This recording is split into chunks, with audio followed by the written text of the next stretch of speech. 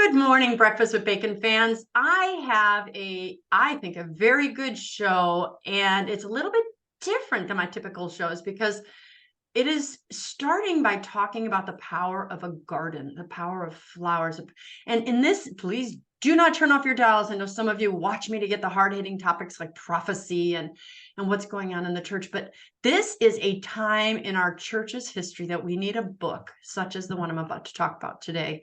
My guest, Emily Malloy, brought back for us in her book, The Theology of Home, the beauty of what God does with colors, with gardens in the world, in the seasons, and changes it. And there's so much to say, and I already recognize that my intro was weak because I am going to spend some time talking to you about the power in this book of transforming your mind, your home peace, bringing peace to your family and your world, especially in a time such as this when everything is so dark. So without further ado, I'm going to let the expert talk about her book. I'm going to say, I welcome you, Emily Malloy. Thank you so much for coming on the show, but thank you for this book. I'm going to tell my listeners in a second why it's so powerful to me. So welcome. Thank you for coming on. Thank you. It's a joy to be here with you. What on earth caused you to write a book that combines arrangements, flowers, gardens with theology? Because this is brilliantly written. There's so many things I want to say about it when we're on the air. Well, actually, so I am the food and floral design editor over at theologyofhome.com. And actually, Christmas 2021, so a little bit ago, Carrie Gress gave me a bit of well, she used this app called Voxer, but it feels sometimes like a phone call because it's an audio message.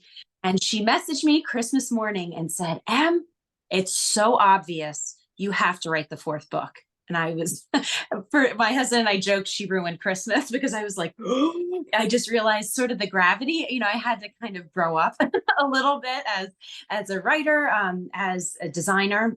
And so then we spent basically the octave kind of working through what this would potentially look like and then pitch it to Tan as the fourth book, because we had a lot of different ideas of what the fourth book would look like until, the Holy Spirit came upon her and she just had this vision, and she said, and I want you to chronicle it through the year. And I was like, okay, perfect. And I almost instantaneously had the realization of what it was going to look like. And I think that was the sort of gravity I felt, because I realized to do it and to do it well, I was going to have to live it. So there definitely was a temptation as a former florist to just think, I'll do one really big install, right? Like I'll order 1 million flowers and from all over the world and make them the most exquisite looking flowers and do really, show-stopping things nonstop. And then I realized that is almost as quickly as I had that thought, it went out, because I realized that's not what the book is going to be. What I recognized instantly was what God's vision was for this book, and that I had to live it in real time. So then we made the decision to do it slowly. Typically, these books are done fairly quickly. The writing and the shooting, usually there's just one, shot, maybe a few shoots. But I recognized in the moment, if I'm going to be properly chronicling the year, I'm going to be some days taking images every day. I'll be arranging. I may have plans to do arrangements this weekend, but oh my goodness, we had a really warm day and that flower's blooming today, So I made the decision in that moment that I needed to grow everything, and that I had to do it slowly throughout the year and live in the season and write about the season while I was in it. Because in hindsight, you can lose things. But when you're in the glory of the moment, which is kind of the heart of the book, it's all about being in the present. And I think, in good times and in bad times, we can trick ourselves into the past and the future instead of focusing on, the sacred holiness that we can find in the present moment. And so that is essentially the book throughout the year. I have the two best mentors a woman could ever ask for, in Carrie and Noelle, and who are both prolific writers. So they gave me so much wisdom and helped me sort of pace myself throughout this entire journey, because it was a big undertaking. And because I ended up being the photographer, I did all the arranging and the growing and the writing. So it took 10 months. As you can imagine, that would be a big project. I have so many questions. You just answered one of them because in the deepest part of this, so I was going to say, I mean, look, we all have gifts and talents, but some people are writers. So the fact that they're writers means they can't do images and pretty, and then also like photography, and then the gardening. So these are all three separate skills. So like God brought them together in you, because I was going to say, who took the pictures? Because my viewers, I want you just to know these photos are exquisite. I want to find some. I can't even begin to find my favorite, and it's just not going to do. Yeah, I'm not even gonna bother holding this up, because the color in the photos, the quality of the pic. Look, I just love that. So this is just not amateurish. I don't know. So how you did these yourself, I just have no idea. I have a girlfriend that does wine, and she also takes pictures of the wine and the food pairings, and I'm like, that's just beautiful. The first question is obvious. You said the Theology of the Home 4, and you kept mentioning the fourth book. What are the first three? So there are three books. There is the first book Harry and Noelle wrote with a woman named Megan, and it is just a very basic introduction into this idea of the home as a domestic church, as a place of preparing hearts for eternity, for our eternal home, and just the beauty in that moment, and sort of refocusing our attention from basically what the world is trying to have us do as women, right? Looking outward, and this whole notion of leaning in, or all of the different things of turning yourself away from that which prepares you for eternity. And not saying that you can't be prepared in the real world, but there is something particularly special about the home and our encounters there.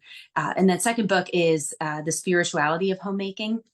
Really beautiful book, going a little bit deeper than that first book. And then the third book is At the Sea, and it's absolutely beautiful. The imagery, all because so much is Marian, right? About the ocean, the themes in that one. And I made my first little feature in that one. I wrote a small insert in that, just like 1,000 words for that. And then the fourth book is all about the garden. So each has a different theme. The second one really builds upon the first one, so they're very closely related. Right. The third one takes this notion of the sea, because so many people do live by the sea, but so many of us are still affected by the sea if we've ever been there. So it's not necessarily, for somebody that only has a beach house or something like that, or goes to the ocean a lot. There's a lot of gorgeous religious imagery, and the way that God speaks to us biblically, right, through water. So it's a really beautiful book. And then the fourth is my book about the garden. Yeah. So was it lost on you when you were writing this? Because I've just looked at like every month, but I haven't. I kind of started with the month we're in, so I didn't go to the beginning. But was it lost on you that the beginning of the book of Genesis was the Garden of Eden? No, I have to say it's really interesting hindsight. They say hindsight's 2020. I can't, there's just, there's so many ways that the Lord positioned me for this. And he was slowly planting seeds in my heart throughout the years. So I would say, obviously, my first sort of position change, I did not see myself as a creative for my whole life. I mean, I was very interested in music growing up, and I would say that would have been sort of my artistic bend.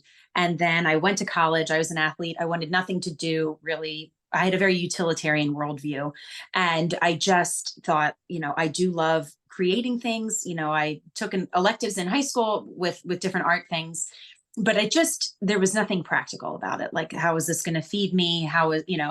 And so I was pursuing law, discerned out of that as I was engaged, getting married. And then I was working as a paralegal, just kind of buying my time. I didn't know what I was going to do. I had discerned out of law school and during the application process, because I graduated early to get married. And so then Start with your babies. Yes. And so then I made the recognition fairly early in my life that I wanted to be home. And a girlfriend of mine had a flower shop around the corner from where we lived in downtown Philadelphia. And I wanted to apply for that job. I almost didn't get the job, but that was really the first, idea of this notion of beauty and how transformative it is. It wasn't until then I became a gardener when we moved outside of the city after I had my second child, and I wasn't in the flower shop anymore. And I knew I couldn't just play with flowers all day. I'd have to grow them. That really small seeds were starting to be planted in this idea of beauty and of nature, and this notion of I'll never forget the first time it occurred to me. I was having actually what is that called? Instagram live conversation with Alexandria DeRose, who was a friend of mine. She still is a friend of mine. We just had 1,200 miles distance between us now. And she was interviewing me, and we were just talking, and it just kind of came to me, this idea that like our whole story started in the garden, right? That's kind of where it all is. We were made for the garden. And that just really stuck with me in that moment. And sort of as time had progressed, and then we moved from that small town outside of Philadelphia. Now we're in the deep South in Mississippi, rural Mississippi. And as I'm getting deeper and deeper into life outside and homesteading and raising animals and doing all different kinds of things, I'm seeing more that first seed God planted all those years ago in that conversation of that recognition of what we were made for, and to toil in the garden, and just that the beauty of that. And so it just really bore fruit, I think, in the book, particularly as I was growing everything and I was outside all the time. And there were a lot of very difficult things that happened in the process, and recognizing that all of these trials that we encounter in the garden really speak to all the other kinds of trials that we can encounter in life. And I think it was a whole, in hindsight, it's a conglomeration of a lot of little things, sort of paths that didn't seem related, and kind of all coming together and coming out in the book. So if you had to sum up this book, because I want to kind of give the outline to my viewers, is you have January and the flowers and the things it's not just about, okay, here the flowers are going to pop up in January, and then February, March. There is a spiritual, as the book is titled, a theology of these flowers. If you had a thesis, a single sentence or two thesis of theology and the home, what would it be? Well, that God made us for this particular point and place, wherever that you are, and this idea of the domestic church and sanctifying it in whatever we do. And I think with each book, as I was talking about the different books in these series, is the different angles in which we can look at the home, right? And the garden is the extension of the home. And there is so much sanctification to be found in that process. But I think the greatest takeaway from the book, I pray, is that as you read it and you see, we go through these periods of fasting and feasting, and in the garden and in the church and in the home. And in the fasting, we see the beauty, in the feasting, that God is present through all of that, but he sees us as the pinnacle of his creation, right? And that's an extremely humbling. So many thoughts in my head. So the first thing is, the church talks about art and beauty. I had a woman speak at my conference last year, Dr. Barbara Nicolosi, and she was the screenwriter for the Fatima movie. But she talked about art and theology in the church, and how many people were illiterate. Let's just start with that. And stained glass was to tell a story. The church only allows fresh flowers on the altar because we can only adorn. What can we adorn? The altar, where God himself will sit and sacrifice himself. His flesh will lay upon that altar. You can't put fake flowers. You can only put fresh flowers. You can only put greens. And so we can honor God back by giving him something he gave us, but it has to appear. So, I keep thinking of that. But as you walk us through the seasons, and as you just alluded to, the dark seasons and the light seasons and the joyful seasons of spring, and then the change. it's just, so again, I'm hoping viewers, because you never know. I don't want any viewer to look at this and think, oh, it's just a book this is something, dare I say, holy about this book. It I want to read one of the passages because I want to, okay, I'm going to start with December because that's when my birthday is and it's my favorite month. But what God has allowed Emily to do is these pictures that I say again are just magnificent. The colors, the quality of the picture. I don't want to minimize this book and say it's a coffee table book, but I want to maximize it by saying this is a coffee table book because you must, when you have it on the coffee table, it's not just, I think people think that's just looking at pretty pictures.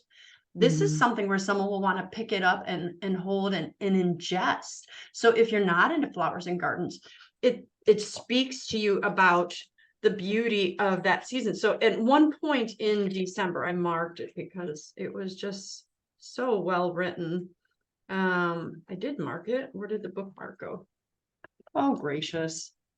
I pulled it out. This is my bookmark is here. Okay, I think this is where I was looking at. But you're talking about Advent. So with the commencement of Advent, the church's calendar begins again. All things end to make room for new beginnings in nature and within our hearts. Advent is a sacred season of waiting and watching for Christ's coming. Yet the secular world seeks to accelerate through the anticipatory wait. A temptation exists to join the world in the foregoing of this prayerful time and to proceed immediately to the fun of Christmas. Gleaning from the intentionality of the seasons, we see it applies to so much in life. It goes on. The Advent is an extraordinary time because of its prayerful waiting. And it's the words, but there's a couple paragraphs even further in here. I kept going, which one do I want to read? At Christmas celebration, after the pregnant pause of Advent is much more prosperous due to the filling of a longing that only Christ can satiate.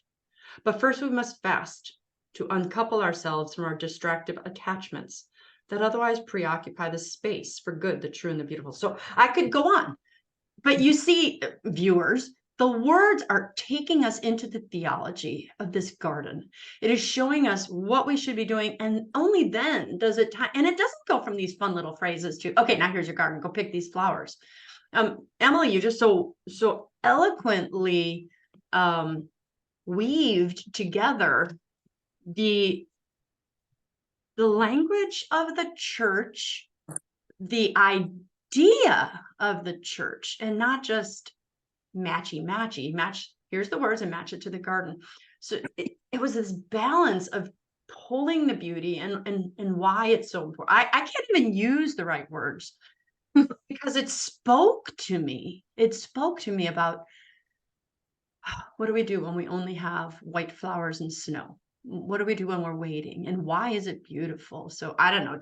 What are your thoughts about that? Because I don't even specifically have a question other than, was it speaking to you like that as you're writing it? And is that what you were hoping it would communicate? Yes. And, it's something that has been developing within me over time. So I myself am a convert. So this idea of liturgical seasons was fairly new to me. I came into the church when I was in college, and it was really transformative. But it wasn't really until, I have to say, that I was stepping deeper into God's created world outside and recognizing the seasons and recognizing he perfectly arranges everything, right? And everything that he does informs something else, right? That's just the extraordinary nature of God, right? Nothing is isolated. It's all related. And I think so much of what we're seeing in the natural world helps us prepare for things in the spiritual life, right? And then also my life as a florist, where I could have any flower I wanted at any point in time, barring it's not stuck in customs somewhere, coming, dying. The world is really at your fingertips. It's like, you want amaryllis, you got it. You want roses, you got it. Anything out of season doesn't matter. And that what is it that I'm trying to say? That instant gratification really does us a disservice, right? And I've noticed in the course of my life as I've been aging, and I think a lot of people of faith can say that this instant gratification doesn't help us in our personal lives, in our spiritual lives. But when we force ourselves to sit in that weight, to sit in the discomfort, that's when God does his greatest work, right? And the recognition of that's what's also takes place in the garden throughout the winter, right? I did a very daring thing. If anybody knows gardening books or floral books, at its heart, I'm sure you're able to tell it's a philosophy book more than anything else, but I wouldn't be a florist worth my salt if I didn't put in some of the fun stuff too. But there's just so much more that we can glean from, well, just anything in life. You could write about food in the same way. I think any topic you could, but God chooses beauty in a specific way to speak to us. Well, he is beauty himself, and he communicates to us through beauty, and beauty is transformative of us, right? And that's something you see those experiments that people will do, sending a millionaire or $1 million violin into the subways and seeing who stops and who doesn't, right? Recognizing beauty in our midst. But I think the daring thing that I did in my book was to start in January when there's no flowers. And that's kind of a daring assertive, right? But the recognition that there's a point and purpose as to why the Lord starts our calendar year in this fast, right? And because spring means so much more to us after we see the barrenness of the winter. But in our eye, we recognize that there's so much important things taking place in the winter, right? Seeds that have fallen to the ground are being sort of shocked by the cold and being prepared. Bulbs need it to be super cold over winter so that they can bloom in spring. There's just, and all the noxious critters, die off in the winter, and noxious plants and those sorts of things. So it's really like a reset.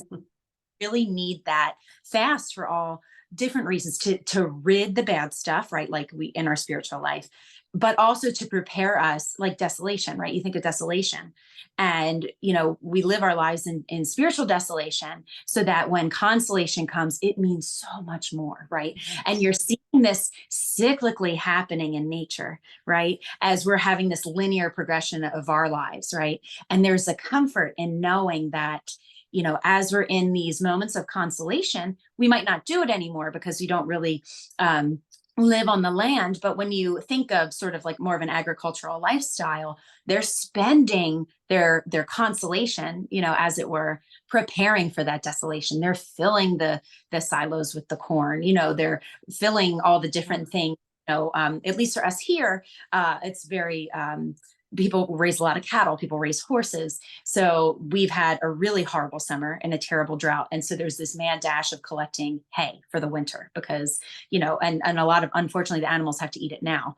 But so it's just this preparation of, in the time of plenty, for, you think of Joseph, right? You're planning this time of plenty to better handle those times of fasting.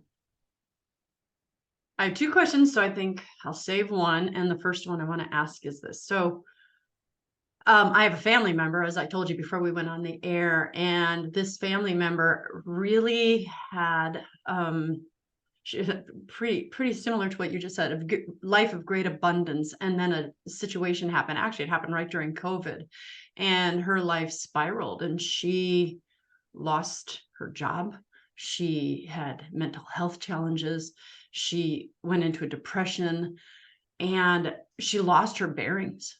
Mm-hmm. And at some point in that journey, she turned to plants. And I will tell you, I don't know if she even had a single living plant in her house before that. She may have. But now, as her husband jokingly says, her house is like the botanical gardens. And she nurtures them, and she talks about them, and if you give this one this, it'll produce this. If you do, and she is healing. She has found her bearings, and she's coming back to the life within herself just by working in the garden, as well as indoor plants, as well as herbs and things that can feed her family. And it warms my heart to just watch this transformation. So do you know of either any other stories similar to that, or can you speak to that or why that happens on a spiritual or theological level? Or what are your thoughts on that? Because it was way more. That's why when the Tan book sent me your book, I was like, yes, yes, we need to talk about this. So does Yes, that evoke any thoughts or any examples for you? so I just have been, personally, I have heard of a lot of stories of people who, in really difficult times, have found solace in getting their hands dirty. Um, I think, I can, wax poetic about it in this notion of Genesis, of this idea that, we come from the same soil as flowers, right? There's just something, we journey together. Mankind's story has been the story of the garden, and it's just really interesting, not having any sort of psychological background. I don't know. I can just speak of my own process of life, of returning to the land.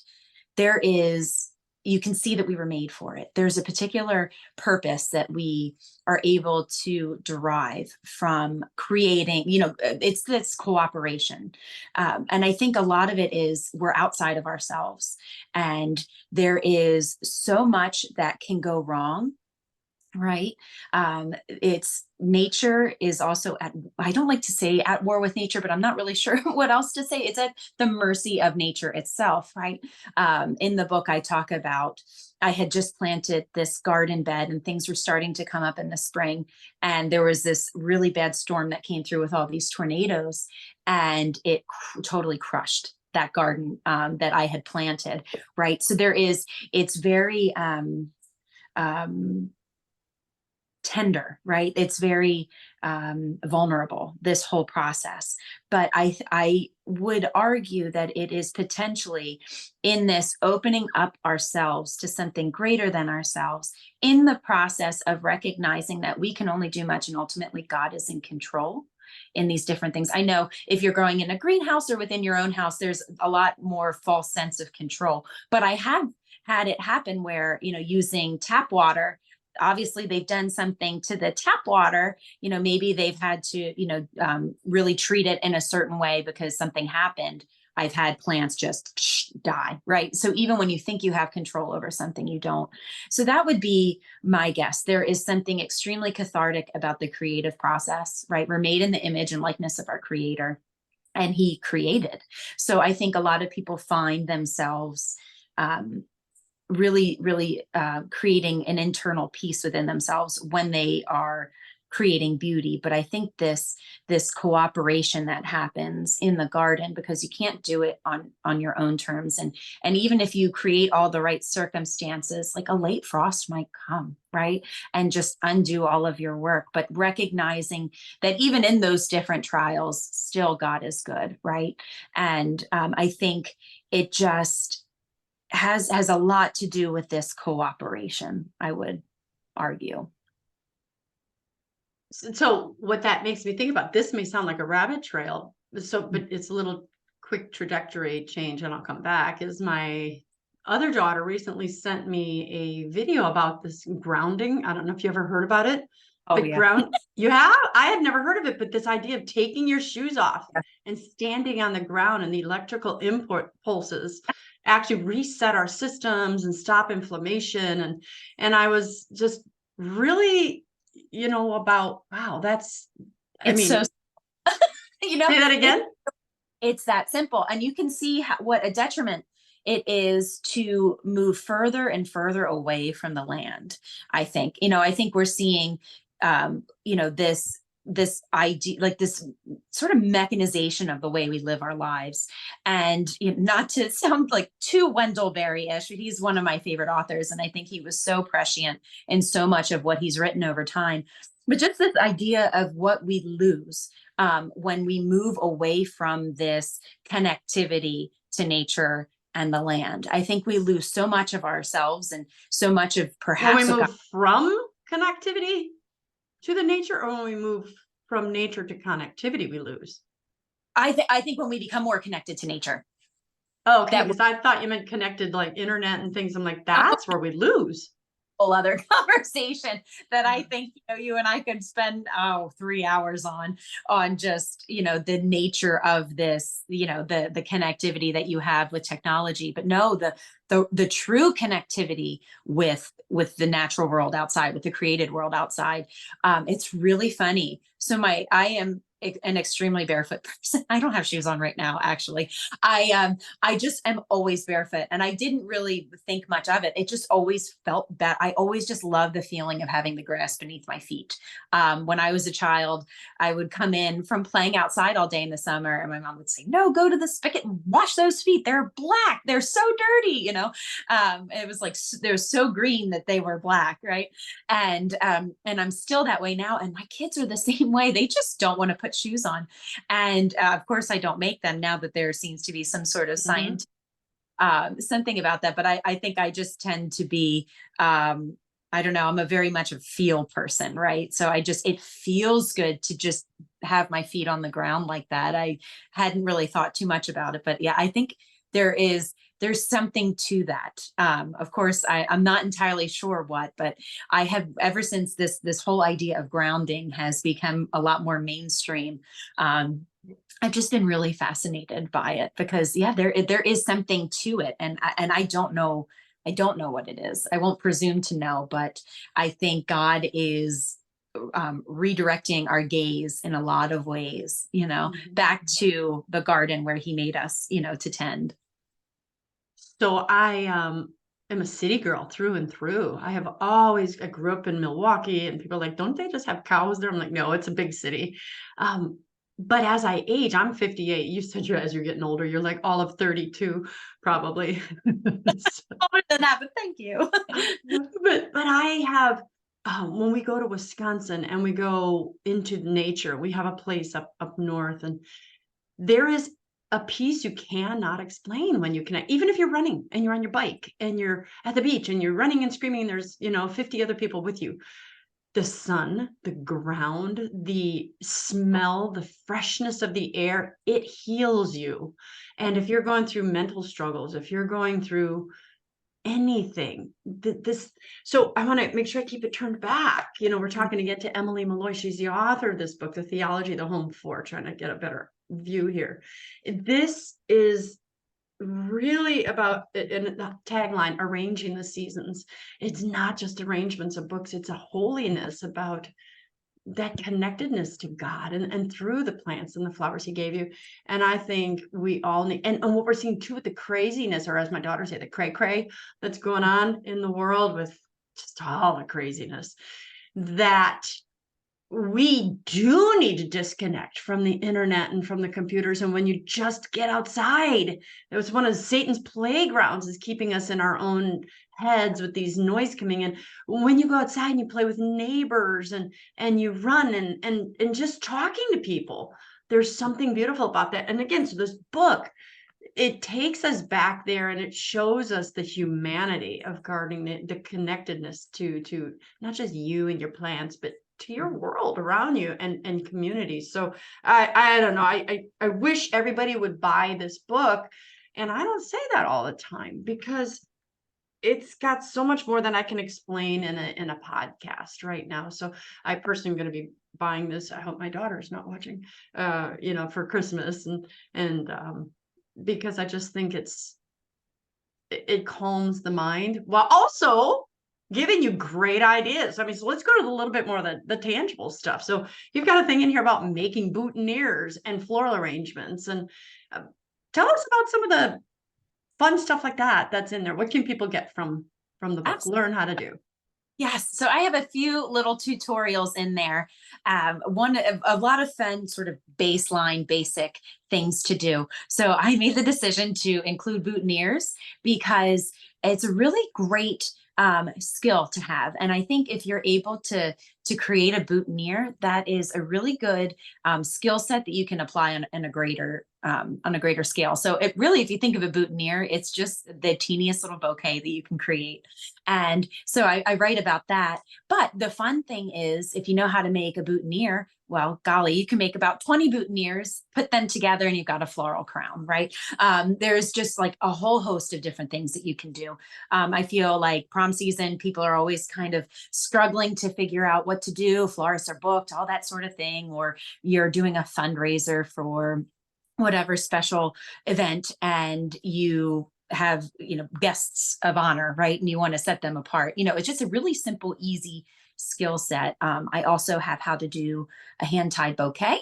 And so this isn't necessarily like a prom bouquet, but like a presentation bouquet, a hostess gift, that sort of thing. I also talk about how to wrap it in a way to just really make it stand out and feel special if when you're making it at home, or even if or bought one and you just want to make it feel a little bit more special, a simple craft paper and twine as a way to do that. And then also how to do a simple flower arrangement. It's one of those things that it's like cooking. If you have this idea of a foundation of what you need to just kind of pull off a meal, it's the same thing in floral design. There's just certain things that you take care of, and it's helpful to do it in these certain steps, like a recipe, that if you have that, golly, there's nothing you can't do. So that was a lot of fun. And then there's a couple little inserts where I write historical things, or I write about the secret garden, because how can you not? It's such a great book that really speaks to the greater themes of the book. But it's a lot of fun. Some of the arrangements in the book my kids actually did. So there's just, a lot of fun, beautiful moments throughout that book. What was your easiest month to write? What was the one that you struggled with the most? Gosh, well, I think winter was the hardest because I could have probably said the same thing over and over again in the 3 months, So trying to, each month I had an overarching theme that I think that month really speaks to. Surprisingly, the easiest month to write, I think, was September. And June was also very easy to write. But the winter months were really hard. Actually, I should say December kind of wrote itself, because that whole idea of waiting for Christmas, of like living Advent, is something that I have written about before, just in sort of like a social media post or blog posts in the past. So it was just taking that and really, putting more meat on those bones. But yeah, I would say winter was surprisingly difficult to write. And it was the first, that's where I started. Right. Like, oh my gosh, this is really difficult when I started. But then it got so much easier from there. And then as I was doing the fall, because the book ends in fall, because technically, winter starts at the very end of December. It was, there was just so much momentum, I think, at that point. What, as a writer, I know that we all do research. What was the most fun or the most powerful or interesting thing that you learned that's supplemented the research, your knowledge already of the subject area? What was like, that yeah. Well, actually, it's a kind of an unusual thing. So Carrie Bress had stumbled upon some article. I forget how she came upon it, but she said, this would be a great little insert to have in your book. And it just kind of, I feel like, gave me a much more mature outlook to what I was doing.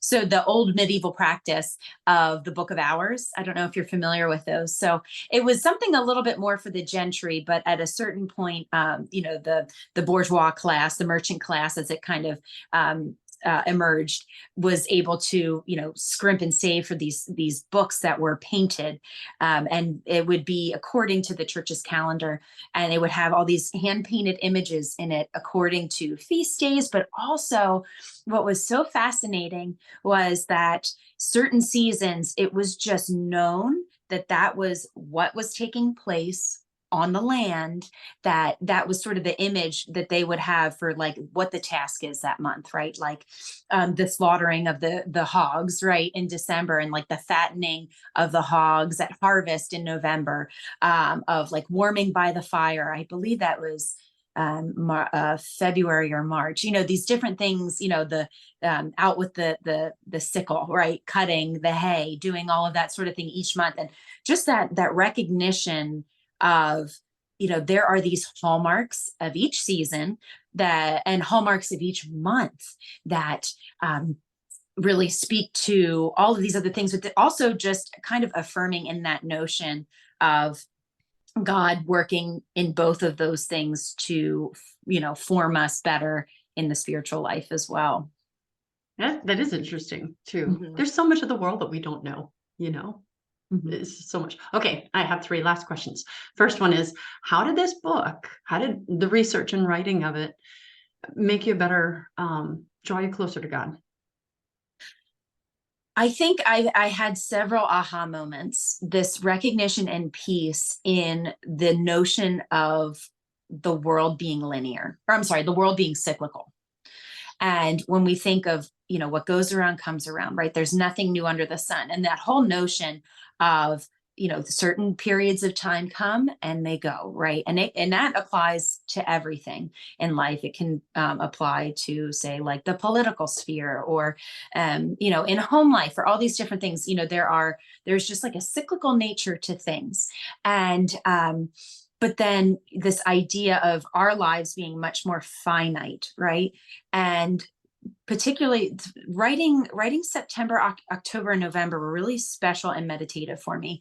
Just this notion of just watching this glorious splendor of death, and recognizing death on the landscape, or death in the landscape, and how that informs us in our own spiritual life. And I think that was extraordinarily transformative for me, and just really, and one of the things that was really helpful for me to do my research for the book, I just bought a lot of books to just sit and look at the imagery, right? Because so many places in the world look different. And even though each season is like, there are some places like sunny California, or we can think of certain portions of California, or maybe in the Caribbean, where we might think things don't change, right? They don't have this typical 4 season that we think of, but there are certain hallmarks of their season that differentiate, one time from the next. But just really kind of taking in the various beauty of each location, of each season, but particularly this idea of like what is taking place in the fall and at harvest time, and how that speaks to so much. You think of certain idioms of being in the autumn of our lives, those sorts of things. But there is a real piece about, when you meditate on your death, right, that that things are still coming behind, right? There's still that cyclic nature of life as well, even though our lives themselves are linear and progressive in that one way. Life is still coming behind, right?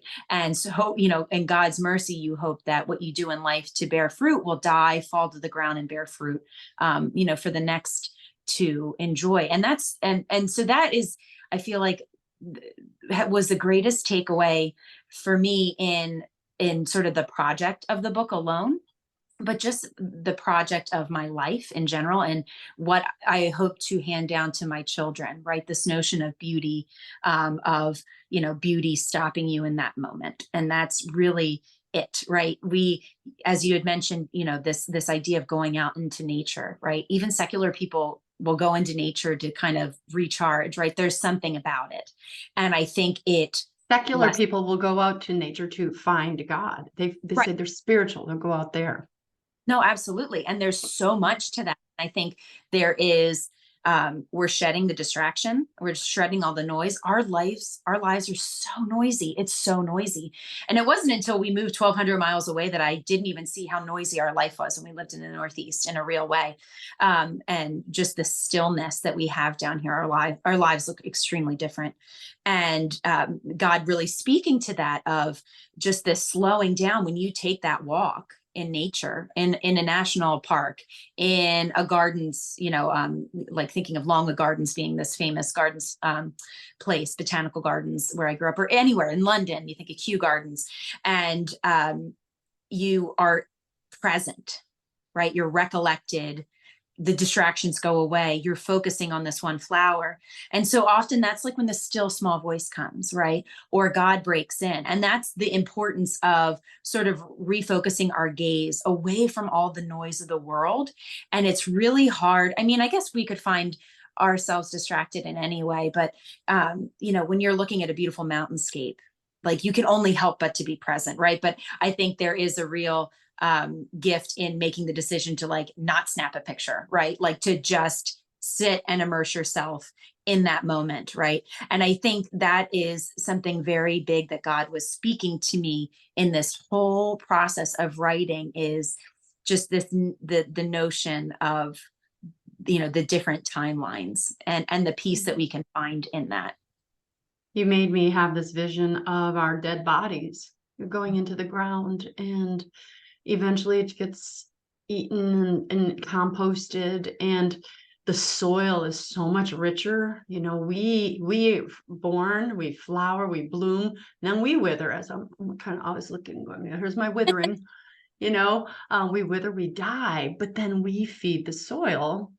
We're more, I mean, of course, my babies don't grow up from the soil, but my babies come from, my seed and my husband's seed, and then we die. And it's just this, it really struck me. And then, at the end of time, where all of that will just come together is so beautiful. Goodness gracious, I could talk to you about this for a long time, and I'm surprised. That's how well this book hit me. So 2 last things.